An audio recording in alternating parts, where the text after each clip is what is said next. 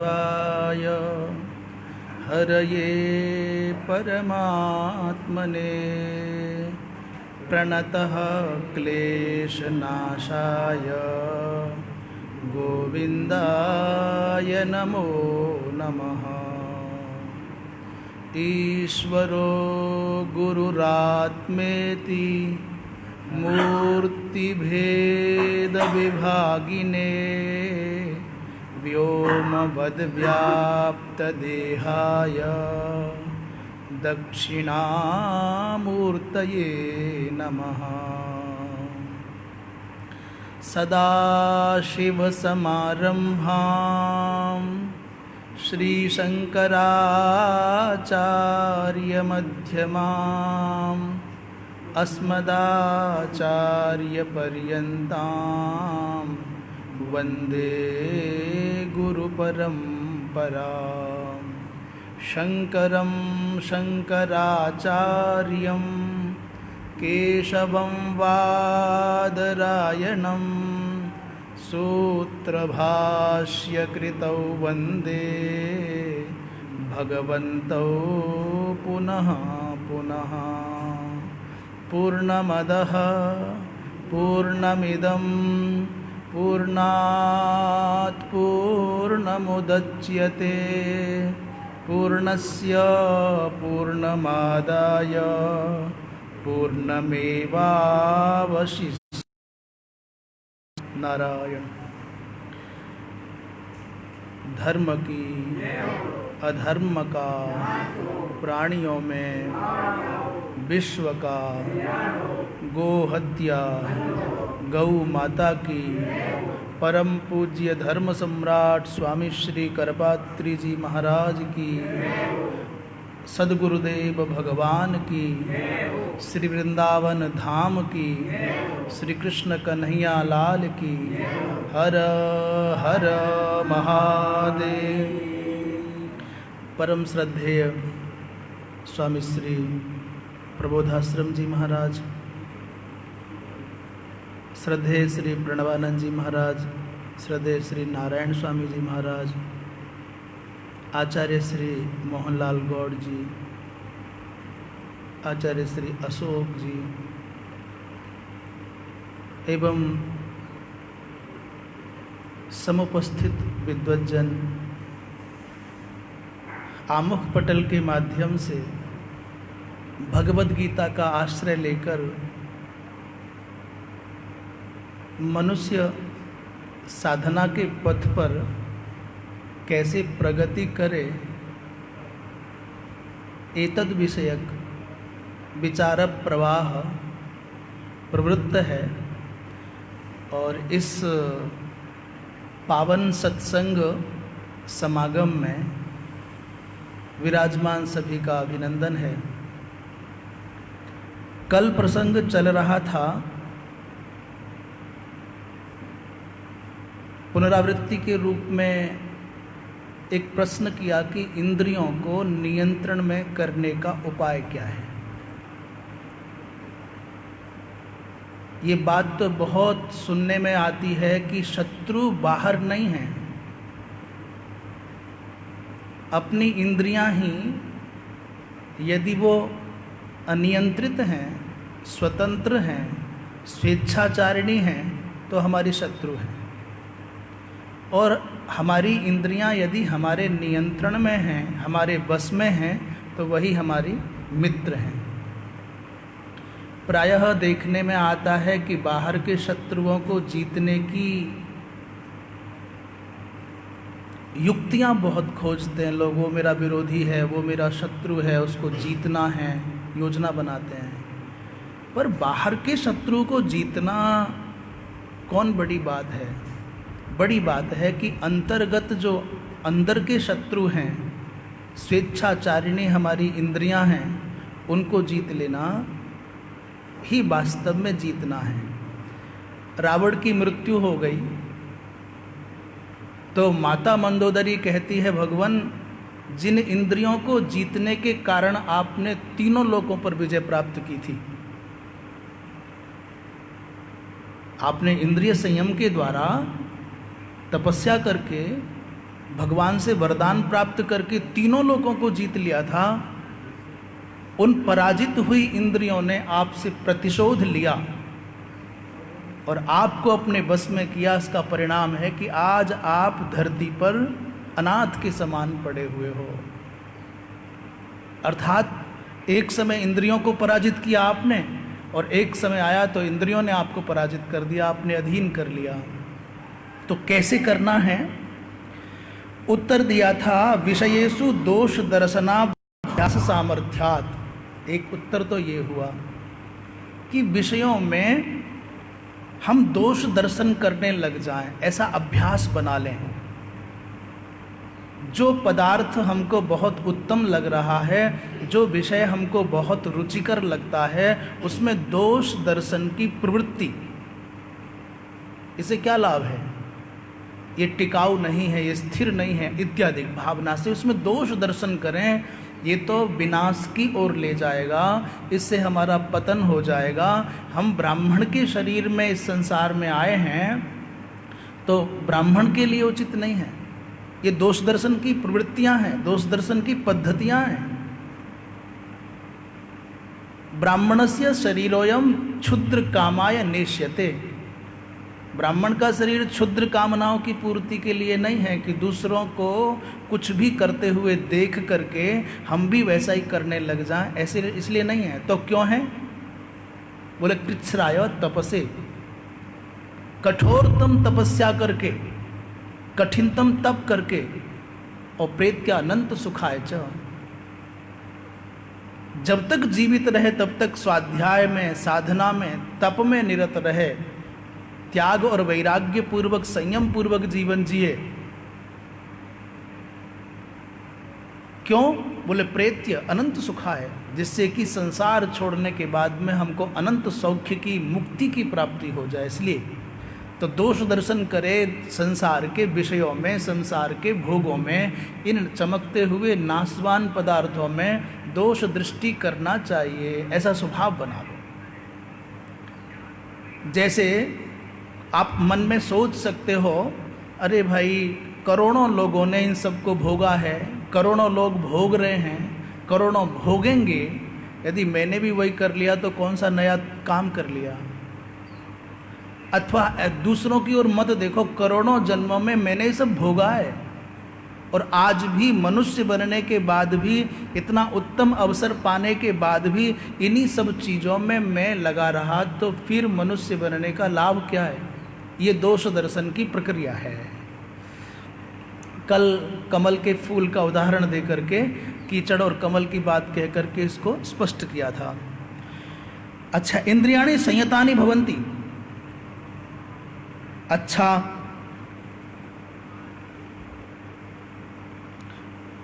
अनिरस्त विषयानुरागस्य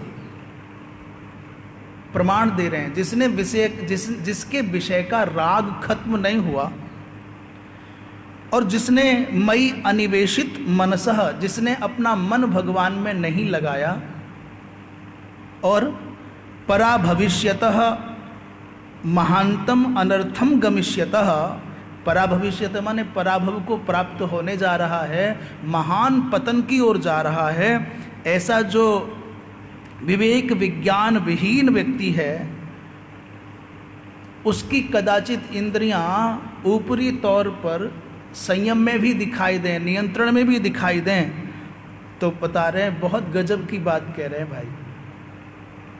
कहते हैं अनादि पाप वासना के द्वारा, ये जो शब्द है अनादि पाप वासना, इस पर ध्यान देना है। अभी सब ठीक लग रहा है, मन बिल्कुल प्रसन्न है, आनंद में है, विषय का रंच मात्र भी, लेस भी चित्त के किसी कोने में भी नहीं है।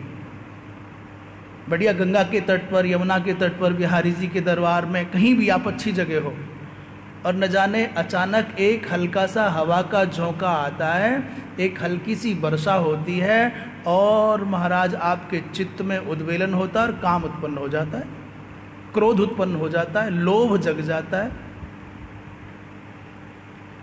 ये अनादि पाप के प्रभाव से वासना जो सुप्त है वो जागृत हो जाएगी। कैसे? जैसे गर्मी के दिनों में दूब घास जल करके खाक हो जाती है, मिट्टी मिट्टी दिखाई देती है। एक वर्षा पड़े, जिस जमीन पर कुछ नहीं था उस पर विभिन्न प्रकार के भिन्न भिन्न प्रजाति के घास के तिनके उगाते हैं, भिन्न भिन्न प्रकार के जीव उत्पन्न हो जाते, मेढक है, कीड़े हैं, रंग बिरंग के आ जाते हैं वर्षा होते ही। गर्मी के प्रभाव से नष्ट हुई विभिन्न प्रकार की घास की प्रजातियां, विभिन्न प्रकार के जीवों की प्रजातियां एक वर्षा होते ही तुरंत नए नए रूपों में, नए नए आकारों में जैसे प्रकट हो जाते हैं। वैसे ही सत्संग के प्रभाव से, सदाचरण के प्रभाव से, स्वाध्याय के प्रभाव से, तपस्या के प्रभाव से आपके चित्त में वासनाओं का, कामनाओं का, मोह आदि का निराश हो गया। पर कुसंग की एक हल्की सी हवा पड़े, हवा चले, एक पल का कुसंग हुआ और आपके अंदर जो सोई हुई दूब घास की तरह से वासनाओं की वो परंपरा थी वो जागृत हो गई। प्रमाण, अजामिल वेदज्ञ है, अजामिल अग्निहोत्री है, अजामिल विवाहित है, अजामिल माता पिता का भक्त है, सेवक है, अजामिल सदाचारी है और बड़ी प्रतिष्ठा है अजामिल की, और अपने काम में बड़ी निष्ठा से लगा हुआ भी है। जंगल जाता है, समिधा लेकर के आता है, कंदमूल फल आदि लाता है, घर में माता पिता की सेवा करता है, परिवार का पालन पोषण करता है, स्वधर्म का पालन करता है। पर एक दिन, एक ही पल के लिए इन आँखों के सामने ऐसा दृश्य आया जिसको देखते ही अजामिल के चित्त में किसी जन्म की सोई हुई जो सुप्त वासना थी वो जागृत हो गई।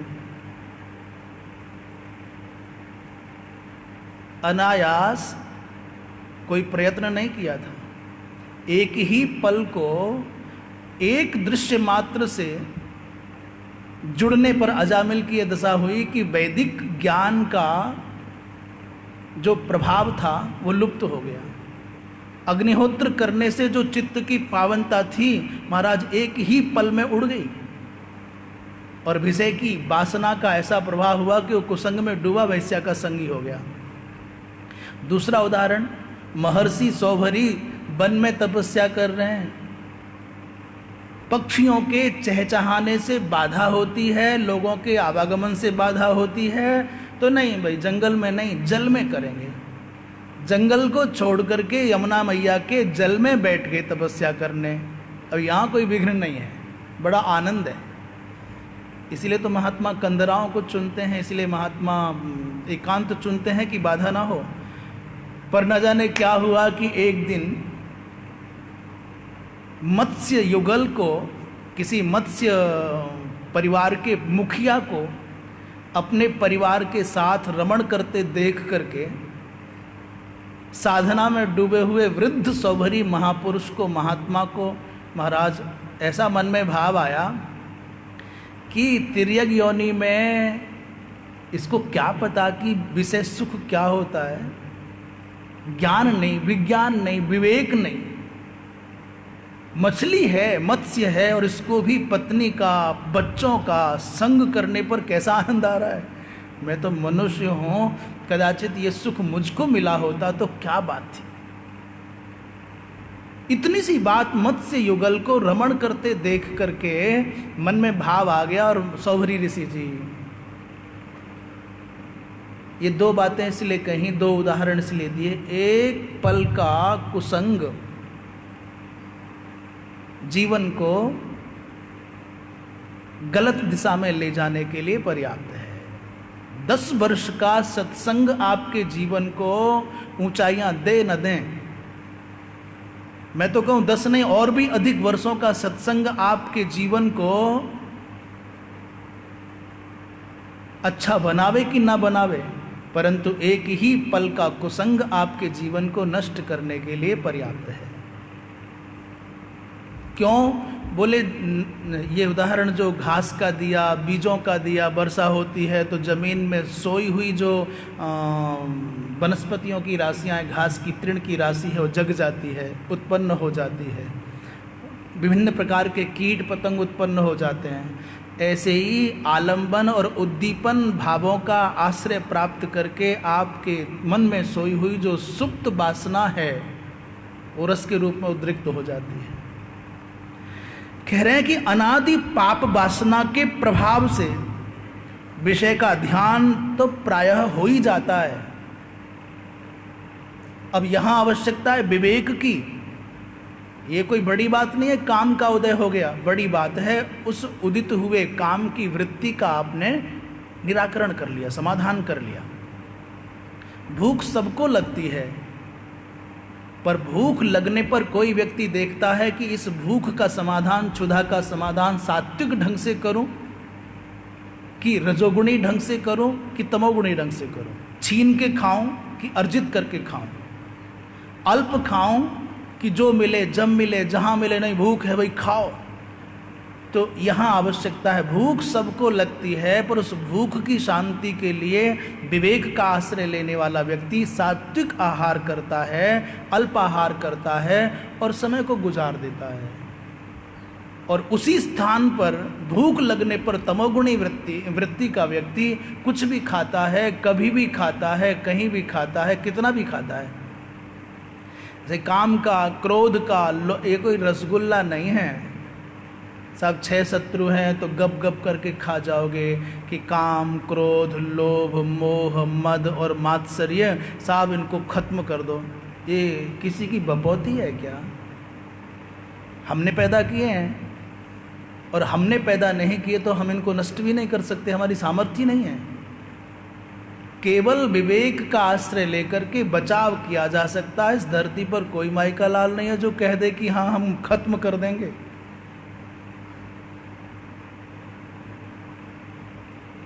सदाचार के प्रभाव से, सत आहार के प्रभाव से, सत्संग के प्रभाव से, सच्चिंतन के प्रभाव से और पूर्वापर का पहले कैसा हुआ, अब कैसा है, आगे क्या होगा, इस विचार के माध्यम से व्यक्ति अपना बचाव कर सकता है, इनको नष्ट नहीं कर सकता।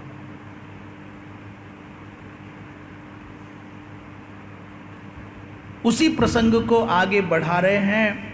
भगवान कहते हैं ध्यायतो विषयान् पुंसः संगस्तेषु उपजायते संगात् संजायते कामः कामात् क्रोधोऽभिजायते क्रोधात् भवति सम्मोहः सम्मोहात् स्मृतिविभ्रमः स्मृतिभ्रंशात् बुद्धिनाशो बुद्धिनाशात् प्रणश्यति। ये 2 श्लोक युगल हैं। तो जब व्यक्ति अनादि पाप वासना के प्रभाव के कारण विषय का ध्यान करने लग जाता है, ऐसा कोई कुसंग, किसी का संग, जैसे खूब आनंद से बैठा हुआ है परंतु कोई ऐसा चित्र, कोई ऐसा दृश्य, कोई ऐसा व्यक्ति आ गया जो आपके मन में उथल पुथल पैदा कर गया। सर्वदा लोभ नहीं रहता, पर किसी कारण बस जाग सकता है मन में। सर्वदा क्रोध नहीं रहता, रह भी नहीं सकता। कितना भी क्रोधी हो वो 2 घंटा 4 घंटा क्रोध नहीं कर सकता लगातार। हाँ, जिंदगी भर प्रसन्न रह सकता है। करके पछताना ही बताता है कि ये अनैतिकता थी। सत्कर्म करके, अच्छा काम करके व्यक्ति पछताता नहीं है। हर व्यक्ति जानता है जब वो पछता रहा है, जान लो तुमसे कुछ चूक हुई है। अनैतिकता का परिणाम कुछ भी हो, पर कर्ता कितना भी क्रूर और अभिमानी क्यों न हो, पर करके हमेशा पछताएगा। जो कर्म करने के बाद में पश्चाताप की प्रवृत्ति उत्पन्न हो, समझ लेना ये अनैतिक था, अनुचित था, ये निषिद्ध था, ये पाप हो गया। आज तक धरती पर कोई ऐसा नहीं मिलेगा जो चिड़ियों को दाना डाल करके उनको पानी भर करके रखने पर परेशान हो, पीड़ित हो, पछतावे यार बहुत बुरा हो गया। अपनी हो या पराई हो, सड़क पर घूमती गाय हो, भूखी या प्यासी हो, धरती पर कोई माई का लाल नहीं मिलेगा जो बाद में अरे मैंने चारा डाल दिया, वे बुरा हो गया। भूखे व्यक्ति को भोजन कराने के बाद पछताने वाला कभी नहीं मिलेगा। हाँ, छीन करके खाने वाला अकेले में जरूर पछताएगा, गलत हो गया साहब, भोगना मुझको ही पड़ेगा, परिणाम मुझको ही भोगना पड़ेगा। तो जिस कर्म को करने के बाद में पछताना पड़े, समझ लेना ये अनुचित था, ये अनैतिक था, इसी को पाप कहा जाता है। तो प्रायः ध्यायतो विषयान, विषयों का ध्यान करने से, विषयों का चिंतन करने से इस पुरुष के चित्त में संगस्तेषु उपजायते, उन विषयों में संग माने आसक्ति हो जाती है। और वैसे भी व्यवहार की बात है, स्पष्ट है, कोई भी आप कुछ बोलते हो, उस बोलने से पहले आपके चित्त में वो संवाद, वो कथन, वो बात, वो विचार पहले आ जाता है। हमारी जिह्वा से जो निकल रहा है ये तो बहुत बाद में आया है, उससे पहले हमारे हृदय में आ गया वो। हमने जो सोचा वो बोला, और जो बोला वो हमारी क्रिया का हिस्सा बन जाता है। इसलिए अपनी क्रियाएं, अपने कर्म संवारने हैं तो अपनी वाणी को संवारिए, अपने शब्दों को संवारिए, और आपको अपनी वाणी और अपने शब्द संवारने हैं तो अपनी सोच को संवारिए, अपने चिंतन को संवारिए। चिंतन संवर जाएगा तो शब्द संवर जाएंगे, और शब्द संवर गए तो आपका कर्म संवर जाएगा, और कर्म यदि संवर गए तो आपका जीवन संवर जाएगा, और जीवन यदि ये मनुष्य जीवन संवर गया तो फिर बार बार आने जाने का झमेला ही खत्म हो जाएगा। इसलिए सोच पर, विचार पर, चिंतन पर दृष्टि रखना बहुत आवश्यक है। शब्द बाद में निकलता है वाणी से, इसकी यात्रा बड़ी विचित्र है। यद्यपि यहाँ आवश्यकता नहीं है, पर सुजन सुयोग्य लोग बैठे हों तो जो कभी मन में बात आती है अच्छी, तो कहने का मन करता है। जिन शब्दों को सुनकर के मगन होते हैं या बोल करके मगन होते हैं, ये जिह्वा से नहीं उत्पन्न होते, जीव से तो वो प्रकट होते हैं।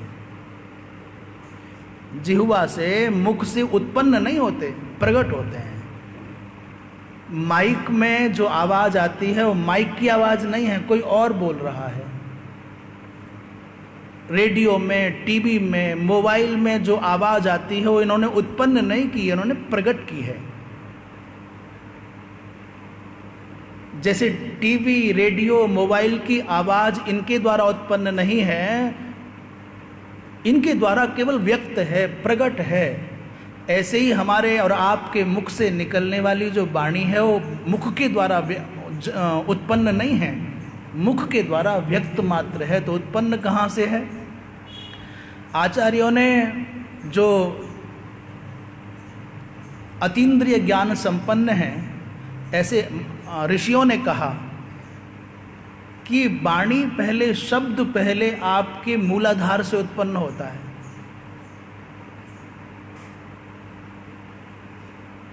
मूलाधार में वायु के रूप में वो शब्द, वो वाणी उत्पन्न होती है, तब उसका नाम होता है परा।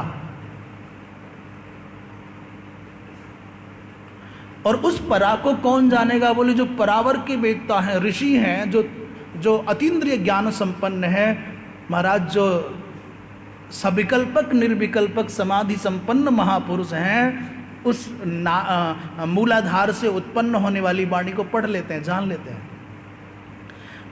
वहां से, मूलाधार से उत्पन्न होकर के वाणी कहाँ आई? बोले नाभि में। दो पथ हैं, दो पद्धति हैं आचार्यों की, मूलाधार, नाभि, हृदय और कंठ। और एक आचार्य कहते हैं नाभि, हृदय, कंठ और मुख। तो ये कहने का ढंग अलग हो सकता है पर विषय एक ही है। मूलाधार में जो वाणी उत्पन्न होती है उसका नाम है परा, और वही वाणी जब नाभि में आती है तो उसका नाम है पश्यंती, जो सुनने से समझ में नहीं आती, देखने से समझ में आती है। इसलिए कभी कभी आपने देखा हो साहब, हम अमुक महात्मा जी के पास गए थे, वहाँ गुफा थी और न जाने क्या हुआ कि उन्होंने हमारे मन में जो चल रहा था वो बता दिया। वो आपके मुख की भाव भंगिमाओं का दर्शन करके आपके हृदय में चलने वाली भाषा को पढ़ लेते हैं, इसलिए पश्यंती कहा। परा माने जो पर है, जैसे सामान्य क्या असाधारण लोग भी नहीं पढ़ सकते, पर जब वो पश्यंती का रूप धारण करती है तो ज्ञानी जन उसको देख सकते हैं, इसलिए देख करके बता देते हैं।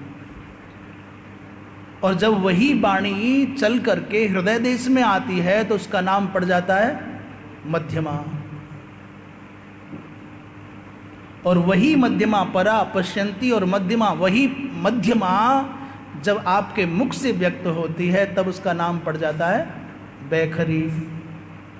इसलिए वाणी की 4 अवस्थाएं, वाणी की 4 संज्ञाएं, नंबर 1 परा, नंबर 2 पश्यंती, नंबर 3 मध्यमा, नंबर 4 बैखरी। तो जो सविकल्पक निर्विकल्पक समाधि संपन्न महापुरुष हैं वो परा का बोध कर लेते हैं। जो ध्यान संपन्न ज्ञान संपन्न हैं वो पश्यंती का दर्शन कर लेते हैं। जो सुबुद्ध हैं, शास्त्रज्ञ हैं, साधना संपन्न साधक हैं, वो मध्यमा का दर्शन कर लेते हैं, मध्यमा से पकड़ लेते हैं।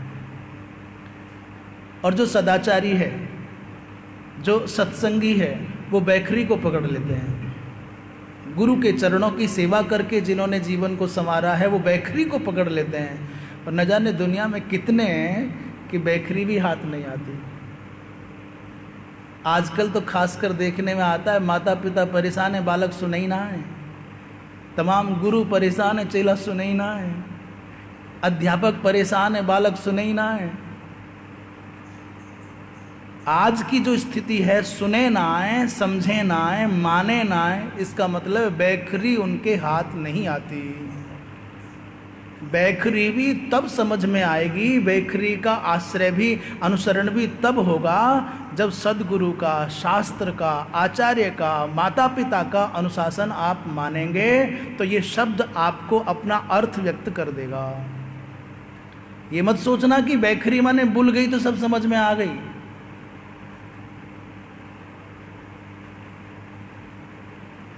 इसलिए संगस तेषु उपजायते का अर्थ है कि तेषु माने विषयेषु संगह आसक्ति जायते। उस पुरुष के चित्त में विषयों का ध्यान करने का परिणाम होगा कि फिर विषय को चाहने लग जाएगा, ये तो चाहिए। और संगात संजायते कामः, अब जब आसक्ति हो गई तो फिर चाहिए। किसी के यहाँ इतना बड़ा टीवी देखा, देख के आए, हमारे मन में आए नहीं हमारे घर भी होना चाहिए। किसी की मोटरसाइकिल का वो मॉडल देखा, नहीं मुँह पे भी यही होनी चाहिए। दूसरे का मोबाइल देखा, ये बहुत ज़ोरदार है, हम पे भी ऐसे ही होना चाहिए। दूसरे के मकान का नक्शा ऐसा है तो हमारा भी ऐसा ही होना चाहिए। ये ध्यान, संग और उसका परिणाम काम का उदय। हमको भी ऐसा ही बनना है, हमको भी ऐसा ही करना है, हमको भी ऐसा ही होना है, हमको भी ये चाहिए।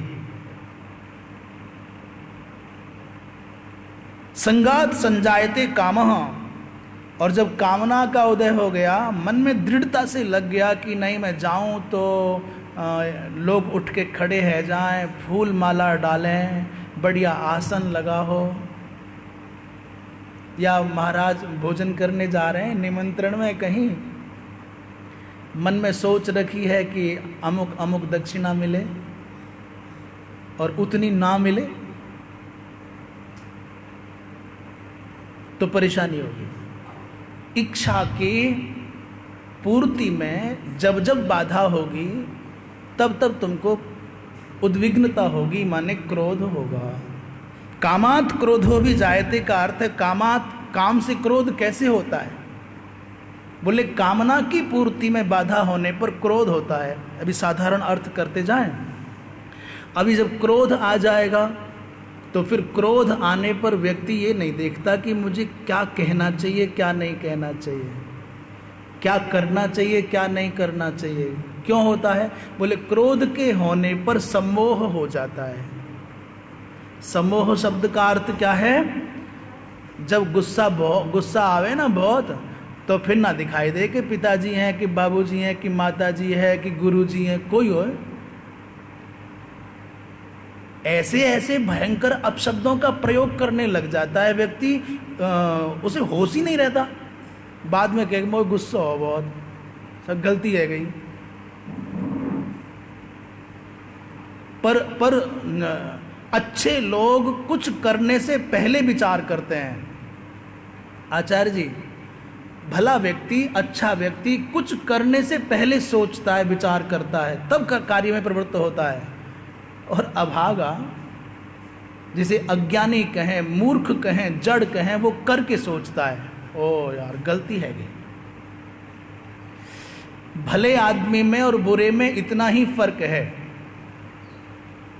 सत्संगी में, जो सत्संग की सुरसरिता में अवगाहन कर चुका है, उसमें और सामान्य कुसंगी में ये फर्क है कि वो पहले विचार करता है, फिर बोलता है और फिर कार्य करता है। और जो अभागा है, मूर्ख है, जड़ है, अविवेकी है, वो व्यक्ति पहले कर डालेगा और बाद में पछता है, गलत हो गई। इसलिए हमको पहले विचार करना चाहिए, ऐसा बोलेंगे तो इसका फल क्या होगा, ऐसा करेंगे तो इसका परिणाम क्या आएगा। महाराज, पर क्रोध के कारण क्या हो जाता है? सम्मोह हो जाता है। सम्मोह का अर्थ, सम्मोह शब्द का माने कार्य और अकार्य का ज्ञान नहीं रहता। कार्य शून्य, कार्य विवेक शून्यावस्था। कार्य और अकार्य का विवेक नहीं रह जाता, विधि और निषेध का विवेक नहीं रह जाता, कृत्य और अकृत्य का अंतर करना नहीं आता, करूं कि ना करूं ये ज्ञान नहीं रहता। और जब सम्मोह हो जाएगा विधि निषेध का, कर्तव्य अकर्तव्य का, कृत्य अकृत्य का, कार्य और अकार्य का भेद करने की क्षमता नहीं रहेगी, तो क्या होगा? बोले सम्मोहात् स्मृति विभ्रमः, सम्मोह से स्मृति का विभ्रम हो जाएगा। शास्त्रों में क्या लिखा है, गुरुजी ने क्या बताया था, माताजी ने चलते समय क्या आज्ञा दी थी, ये निर्णय करने की क्षमता खत्म हो जाएगी। और स्मृति भ्रंश हो गया तो बुद्धि नष्ट हो जाती है। और महाराज, जब बुद्धि नष्ट हो जाती है तो बुद्धि नाशात् प्रणश्यति, ये बुद्धि का नष्ट होना ही हमारा नष्ट होना है। ये मत समझना कि बुद्धि नष्ट हुई साहब मैं तो भी सुरक्षित हूं, तो काय बात के पुतले हो। बुद्धि नष्ट हुई माने आप नष्ट हो गए। ये सामान्य अर्थ करके अब भगवान भाष्यकार की वाणी का आश्रय लेते हैं। भगवान भाष्यकार कहते हैं ध्यायतः माने चिंतयतः, चिंतन करने से। किन का चिंतन करने से? बोले विषयान, विषयों का चिंतन करने से। वो विषय कौन? बोले शब्द माने आकाश, शब्द। और नंबर 2 वायु माने त्वचा, स्पर्श। नंबर 3 अग्नि अर्थात नेत्र अर्थात रूप। सबसे पहले शब्द एक विषय, नंबर 2 स्पर्श विषय, नंबर 3 रूप विषय, और नंबर 4 रस, और नंबर 5 नासिका माने गंध। तो रूप, रस, गंध, स्पर्श इत्यादि विषय, इन विषयों का ध्यान करने से, चिंतन करने से, आलोचयतः पुंसः माने पुरुष के चित्त में संग की उत्पत्ति हो जाती है। संग माने आसक्ति की उत्पत्ति हो जाती है। आसक्ति माने प्रीति होने लग जाती है। चिंतन करोगे, अच्छा जो जिसका चिंतन करता है ना, वो धीरे धीरे वैसे हो जाता है। इस प्रसंग में पूर्वाचार्यों ने उदाहरण दिया है कि एक भ्रमी नाम का कीड़ा होता है जो गुंजार करता है, भौरा के जैसा होता है, भ्रमर नहीं होता, वो भ्रमी होता है। और वो प्रायः गीली मिट्टी लाता है कहीं से और बहुत सुंदर घरौंदा बनाता है दीवार पर। हमारे यहाँ भी है, हमारी कुटिया में एक गिलहरी ने बहुत सुंदर अपना घर बनाया है। हाँ, और वो भ्रमी 2-3 जगह, चूहा तो खैर उनका तो घर ही है। बहुत सारे जीव जंतु आश्रय, देखो घर बनाने की लालसा, घर पाने की इच्छा सबके अंदर होती है, मौका मिल जाए। अच्छा, तो भ्रमी जो कीड़ा होता है उसकी प्रजनन शक्ति नहीं रहती, उसका परिवार अन्य जीवों की तरह नहीं बनता। ऐसा सुना है हमने, हमको प्रत्यक्ष नहीं है। तो वो घरौंदा बनाता है और किसी कीड़े को बाहर से पकड़ के लाता है, अपने घरौंदे में, अपने छोटे से घर में बंद कर देता है और आप बाहर चला जाता है या अंदर ही रहता है। हाँ, अंदर ही रहता है, कीड़ा अंदर है। और ये भ्रमी नाम का कीड़ा ये जो गुंजार है, इतनी निरंतर गुंजार करता है, इतनी गुंजार करता है कि इसकी गुंजार का चिंतन करते करते वो जो कीड़ा आया था वो भ्रमी बन जाता है। सुना है कि घुसते तो 2 तरह के कीड़े हैं, परंतु निकलते दोनों एक तरह के होकर के हैं। उसमें प्रवेश जब करते हैं घरौंदे में, छोटे से घर में, तो 2 तरह के कीड़े हैं, परंतु जब उसमें से निकलते हैं तो दोनों एक जैसे हो जाते हैं। एक साधारण कीड़ा उस भ्रमी के गुंजार का चिंतन करते करते, भ्रमी का चिंतन करते करते भ्रमी हो जाता है, तो भला आप और हम भगवान का चिंतन करेंगे निरंतर तो भगवान कैसे नहीं हो जाएंगे। विषयों का चिंतन करेंगे तो तदाकारा कारित चित्त हमारा विषयासक्त होकर के विषयानुरूप हो जाएगा, विषय हो जाएगा। और भगवान का चिंतन करेंगे, भक्ति के रस में डूब जाएंगे तो सनई परिवर्तन होगा, सृजन होगा। और तदाकारा कारित माने भगवदाकारा कारित होकर के हम स्वयं भगवद रूप हो जाएंगे।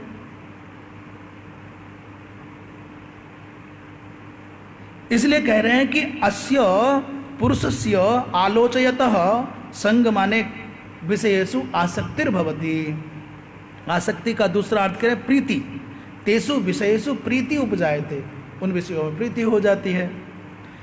और संगात प्रीते है जायते, संग से प्रीति होती है तो अंतरम समुत्पद्यते कामः, उसके बाद में कामना उत्पन्न होती है, अर्थात तृष्णा उत्पन्न होती है, चाहिए। कामात कुतश्चित प्रतिहतात, काम कदाचित प्रतिहत हो गया माने हमारी इच्छा की पूर्ति में कहीं किसी ने बाधा खड़ी कर दी तो गुस्सा आना ही है। जो हम सोचे बैठे हैं, जो हम चाह लिए हैं, वो पूरा नहीं होगा तो हम तो बिलबिलाएंगे साहब। और जब क्रोध आता है ना, तो खासकर हमने देखा है कि पतला आदमी हो, कमजोर, उसको जब क्रोध आता हो तो कूदता है। कई लोग तो, हमने ये फिल्म, तो बोलता कहाँ है, वो तो बकता है, देखता कहाँ है, वो तो दग्ध करता है, वो खड़ा एक जगह रह ही नहीं सकता। बिल्कुल ऐसा जैसे कि इसको किसी ने डस लिया हो और ये बिजली ने करंट मार दिया हो, वो तो कूदता है।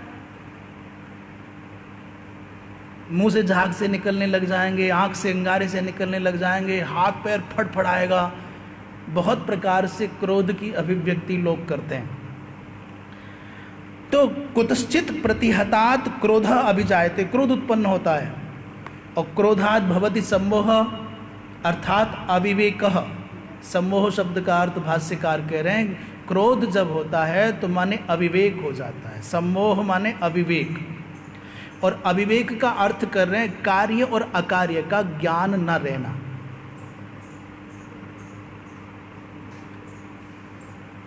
कार्य कार्य विषय। आगे कहते हैं क्रुद्धो ही सम्मूढ़ः सन गुरुम अपि आक्रोशति। गुस्से में भरा हुआ व्यक्ति अपने गुरु को भी नहीं छोड़ता। गुरु शब्द का अर्थ केवल आचार्य नहीं, गुरु का अर्थ है बड़ा भैया, गुरु का अर्थ है चाचा जी, ताऊ जी, मामा जी, फूफा जी, पिताजी, माता जी, ये सब गुरु हैं जो हमारे बड़े हैं। यहाँ गुरु पद का अर्थ केवल आचार्य मात्र नहीं है, गुरु उपलक्षण है। गुरु माने जे गुरवः माने ज्येष्ठा संति समाजे जे आदर भाजना संति, आदर भाजना नहीं, जो हमारे आदरार्ह हैं, सम्माननीय हैं, उनको भी नहीं छोड़ता। आक्रोशति शब्द का अर्थ है कि क्रुद्धो भूत्वा अपशब्दम अपि, जिसे हिंदी में गाली कहते हैं। अभी गाली आ गया तो मैं आपके संज्ञान के लिए बताऊं, हमारी भारतीय संस्कृति में गाली शब्द का कोई प्रयोग नहीं था। हमारी भारतीय संस्कृति में गाली देना था ही नहीं। संस्कृत में आपको एक भी ऐसा शब्द नहीं मिलेगा जिसे तुम गाली कह सको। पूरे के पूरे संस्कृत साहित्य में अधिक से अधिक कहेंगे धृष्ट, कहेंगे भ्रष्ट, कहेंगे धूर्त, कहेंगे मूढ़, कहेंगे। ये जो गालियाँ स्त्री और पुरुष के गुह्यांगवाची शब्दों को योजित करके जो गालियाँ तुम्हारी हिंदी में आई हैं, ये मुगलों के संसर्ग से आई है। मुगलों के आगमन से पूर्व इस भारतवर्ष की धरती पर गाली शब्द का प्रयोग नहीं था।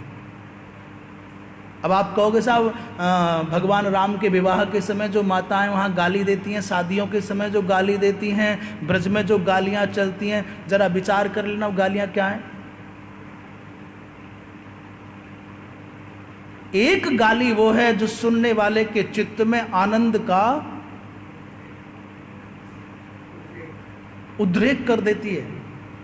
विवाह के समय पर गाली दी जा रही है, कैसी गाली हैं, जो गृहस्थी हैं जिन्होंने बारात की, सब समझते होंगे।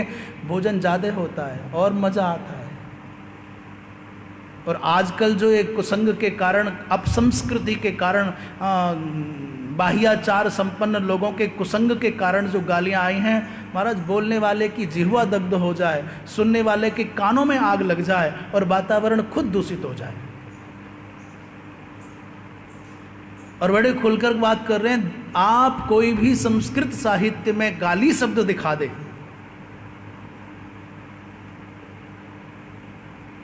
है ही नहीं। तो पूज्य जनों का भी निरादर करता है, उनका तिरस्कार करने लग जाता है। सम्मोहात् स्मृति विभ्रमः, ये सम्मोह से स्मृति विभ्रम होता है। इस स्मृति विभ्रम को समझाते हुए भगवान भाष्यकार कह रहे हैं, बोले शास्त्र आचार्य के द्वारा जो उपदेश हुआ है, उस उपदेश से जो आपके हित का जनन करने वाली स्मृति है, उस स्मृति का भ्रंश हो जाता है। शास्त्रों के द्वारा आपको, आचार्य के द्वारा जो आपको उपदेश प्राप्त हुए, उसके कारण जो संस्कार आपके चित्त में बने, उससे जो स्मृति उत्पन्न हुई, वो स्मृति नष्ट हो जाएगी। क्रोध के कारण क्या होगा? स्मृति सम्मोह हो जाएगा। सम्मोह के बाद क्या होगा? बोले स्मृति विभ्रम हो जाएगा। स्मृति माने जो गुरुजनों से आपने जाना सीखा, जो शास्त्रों के स्वाध्याय से आपने जाना सीखा कि क्या करें क्या न करें, वो विधि, वो चाबी, वो कुंजी आपके हाथ से चली जाएगी, आपका विवेक नष्ट हो जाएगा। स्मृति उत्पत्ति निमित्त प्राप्त अनुत्पत्ति, जब स्मृति की आवश्यकता है तब उत्पन्न नहीं होगी। ये स्मृति भ्रंश के कारण होगा, सम्मोह के कारण होगा।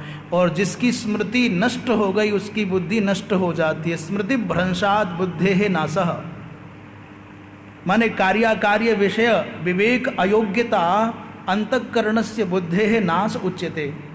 कार्य और अकार्य के संपादन की जो अयोग्यता है, उस अयोग्यता को ही कहते हैं अंतःकरण की बुद्धि का नाश। और बुद्धि नाशात् प्रणश्यति, माने तावत एव ही पुरुषो, ये मनुष्य तब तक ही जीवित माना जाता है जब तक उसकी बुद्धि ठीक काम कर रही है।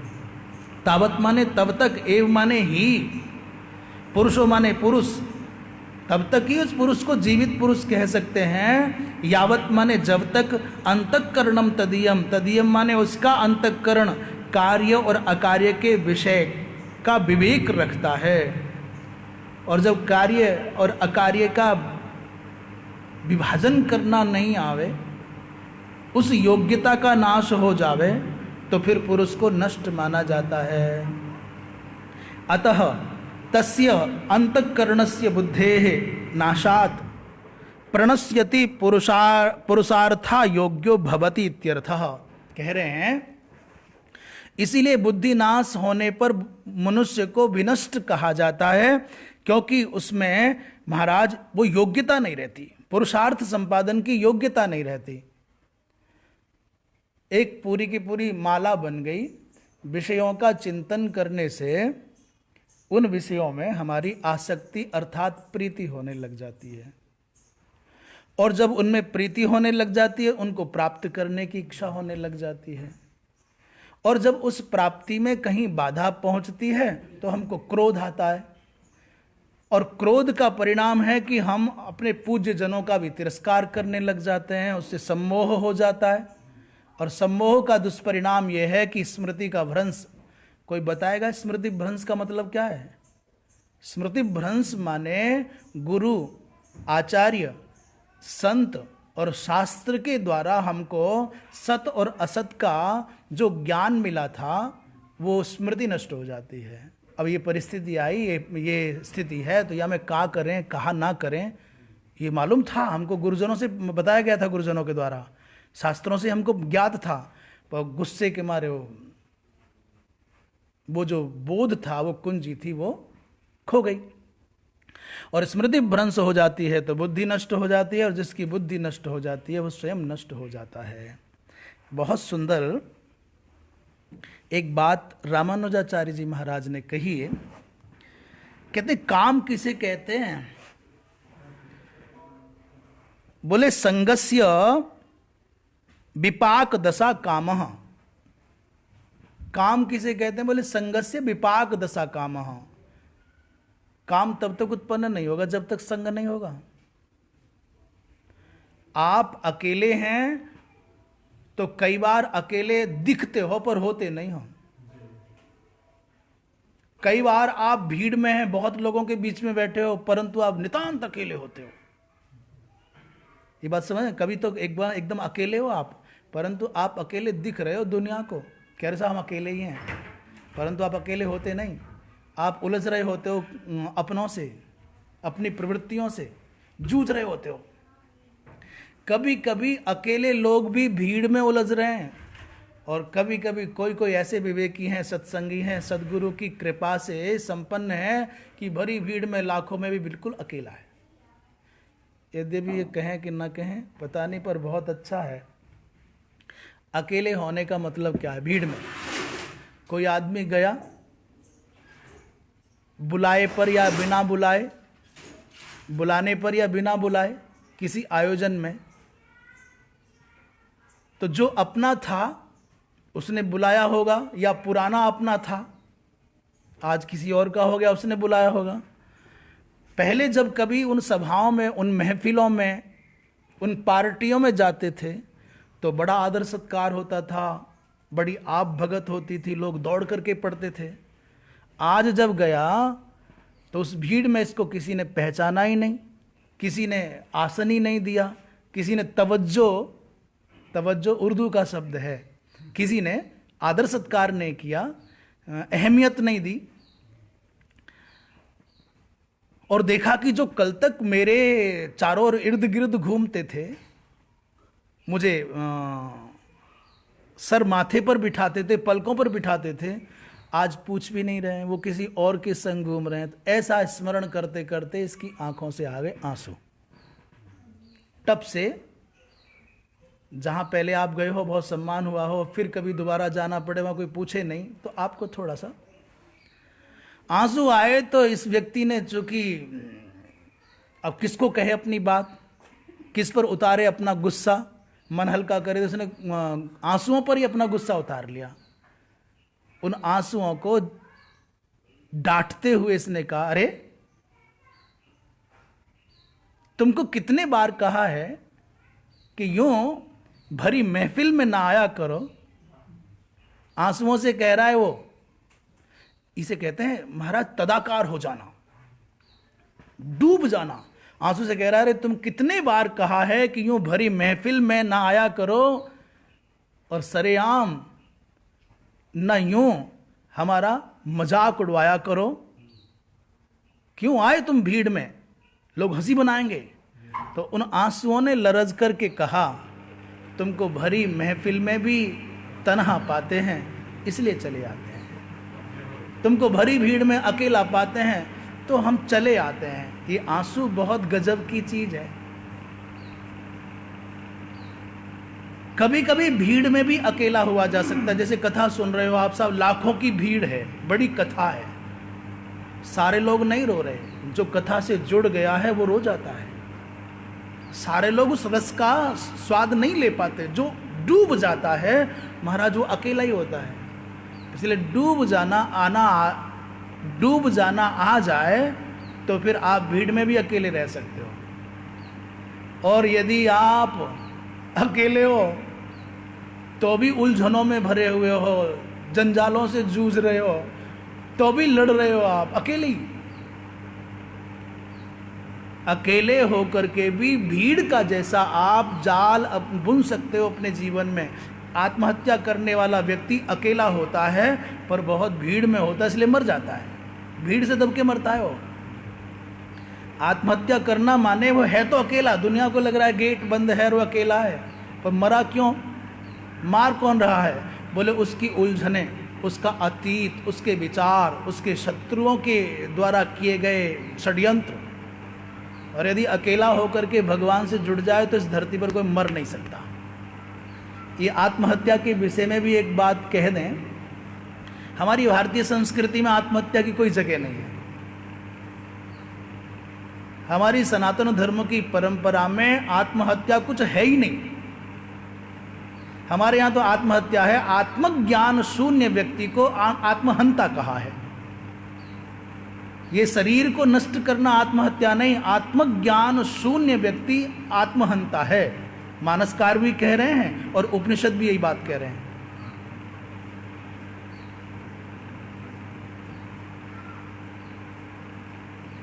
और यदि दुख आने पर, अपमानित होने पर आत्महत्या हमारे यहाँ कुछ होता, या धर्म परिवर्तन की कोई बीमारी यहाँ होती भारतवर्ष में, तो पांडव हिंदू न रह जाते, पांडव धरती पर जिंदे नहीं रहते।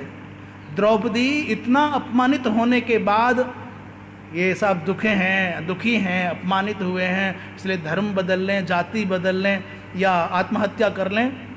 हमारे यहाँ तो संघर्षों से पलायन करके जीवन को त्याग देने की परंपरा थी नहीं। यहाँ तो संघर्षों का सामना करके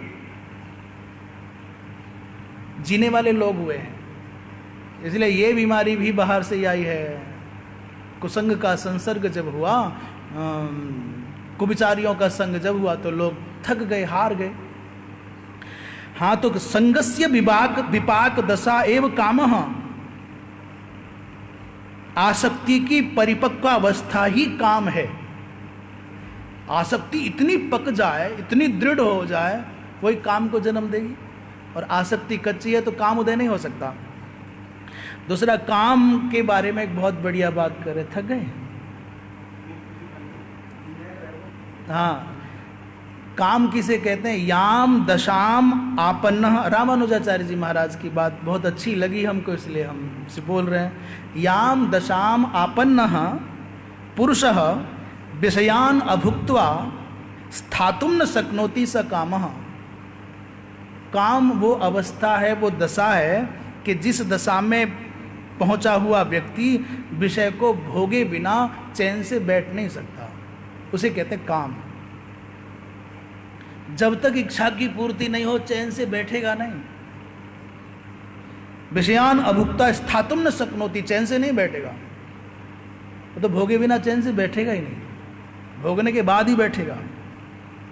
और क्रोध किसे कहते हैं, इस पर भी विचार करके फिर विराम देते हैं। बोले कामे वर्तमाने विषये च असन्निहिते सन्निहितान उपस्थितान लघुज्येष्ठान पुरुषान प्रति क्रोधम प्रदर्शयति।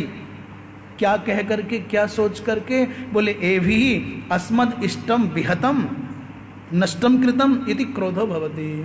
अब हिंदी कर दें। कामे वर्तमाने, काम माने इच्छा है, और विषय असन्निहित है, विषय पास में नहीं है। इच्छा है पर जिसकी इच्छा है वो समीप नहीं है,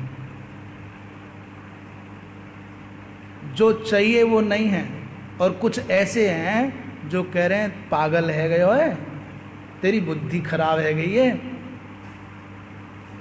दुनिया कहाँ कहेगी, क्या करने जा रहे हो।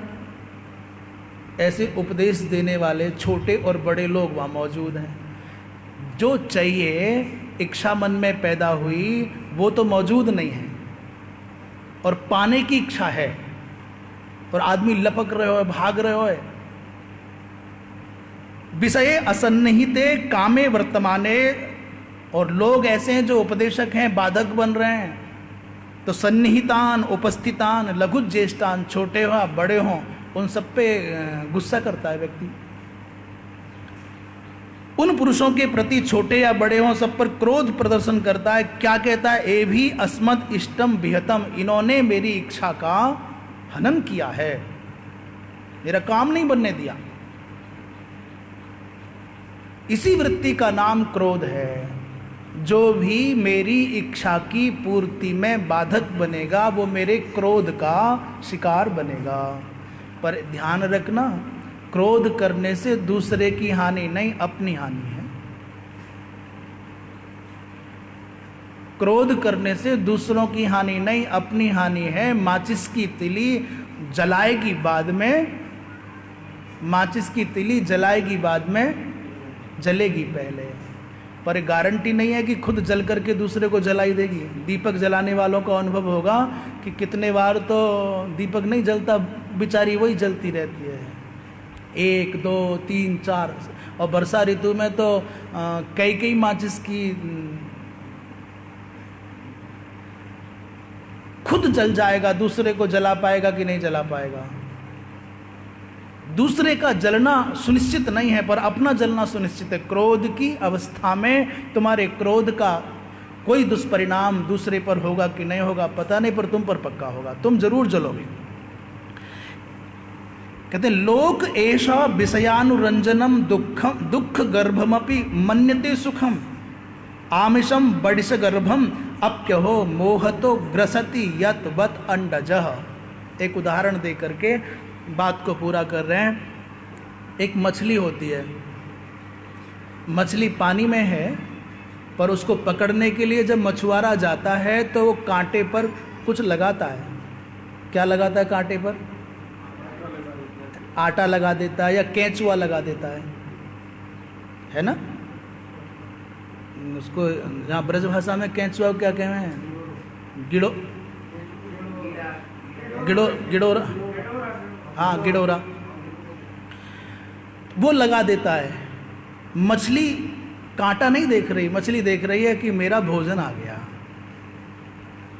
अप्यहो आमिषम बडिश गर्भम, बडिश माने कांटे पर लगे हुए, आमिष माने मांस के टुकड़े को, केंचुआ को अथवा आटे को देख रही है मछली। मोह तो ग्रसति, मोह के कारण उस भोजन को खाना चाह रही है, परंतु जिसको खाने जाना चाहती है उसका स्वाद नहीं ले पाती, उस कांटे में खुद फंस जाती, फिर फड़फड़ाती है। बोले यतवत अंडजः माने जैसे मछली, अंडज माने मछली अंडे से उत्पन्न होती है, यतवत अंडजः माने मत्स्यः, कांटे पर लगे हुए अपने भोजन को, आहार को देख रही है, अपनी मृत्यु को नहीं देख रही। वैसे ही ये जो लोक है, ये जो संसार है, ये जो विषयी जीव है, विषयानुरंजनम दुख गर्भमपि मन्यते सुखम, जिस विषय से हमारे मन का रंजन होगा उस विषय को देख करके बड़ा मगन हो रहा है, बोले सुख है। पर वो सुख कैसा है? बोले दुख गर्भम। वो सुख कैसा है? बोले उसके गर्भ में दुख छिपा हुआ है। संसार का कोई भी दिखने वाला सुख जिसको तुम सुख समझते हो वो कभी भी परिणाम में सुख नहीं दे सकता, तुम्हारा हित नहीं कर सकता, हमारा हित नहीं कर सकता, वो दुख ही देगा। जैसे मछली भी कांटे के ऊपर लगे हुए मांस को सुख मान करके, आहार मान करके लपक करके जाती है और खुद फंस करके मर जाती है, वैसे ही संसार की चमक दमक पर, संसार के आकर्षण पर रीझता हुआ मनुष्य मान पर, प्रतिष्ठा पर, संपन्नता पर, समृद्धि पर, शक्ति पर, सुंदरता पर रीझ करके ये जो मनुष्य लपक करके जाता है तो ऊपर की चमक दिख रही है पर अंदर ऐसा कांटा है जैसे मछली उस कंटक में फंस जाती है, मनुष्य भी फंस जाता है। परम श्रद्धेय पूज्यपाद ज्योतिष पीठाधीश्वर जगत गुरु शंकराचार्य पूज्य श्री पुण्य स्मरण श्री कृष्ण बोधाश्रम जी महाराज सुनते हैं कि ऐसा कहते थे, रीझना मत देखकर बाहर की सफाई पर। ये बाहर की जो चमक है, बाहर की सुंदरता है, बाहर का जो आकर्षण है, इस पर रीझना मत। फिर क्या कहते थे, वो उदाहरण थोड़ा सा अजीब सा लगे पर है काम का। ये बर्क सोने का लगा है गोबर की मिठाई पर। गोबर का गोल गोल लड्डू जैसा बना दिया, सोने का बर्क लगा दिया है, वो सोने के बर्क की चमक है। उस परत को हटाओगे तो आपको गोबर के सिवा कुछ नहीं मिलेगा। बाहर की चमक मात्र पर रीझने वाला व्यक्ति परिणाम में क्या पाएगा? बंधन, बध, दुख, क्लेश और पछतावा, महाविनाश। इसलिए इन्हीं शब्दों के साथ आज वाणी को विराम करें। कल जो प्रसंग आएगा वो बहुत अच्छा है। कहते हैं सब अनर्थों का मूल बताया है विषय का ध्यान। अपने चित्त में विषयों का चिंतन ही मत होने दो यदि बचना है। और एक बार चिंतन हो गया तो फिर आपको कोई बचा नहीं पाएगा। चिंतन में तो चिरंतन परमात्मा ही हो, ये संसार नहीं होना चाहिए। अथ इदानीम मोक्ष कारणम इदम, अब मोक्ष के कारण को बताने जा रहे हैं और वो भगवत कृपा से कल इस पर विचार होगा। आज यही वाणी को विराम। नारायण नारायण नारायण। पूर्णमदः पूर्णमिदं पूर्णात् पूर्णमुदच्यते पूर्णस्य पूर्णमादाय पूर्णमेवावशिष्यते। सर्वे भवन्तु सुखिनः सर्वे सन्तु निरामयाः सर्वे भद्राणि पश्यन्तु मा कश्चित् दुःखभाग् भवेत्।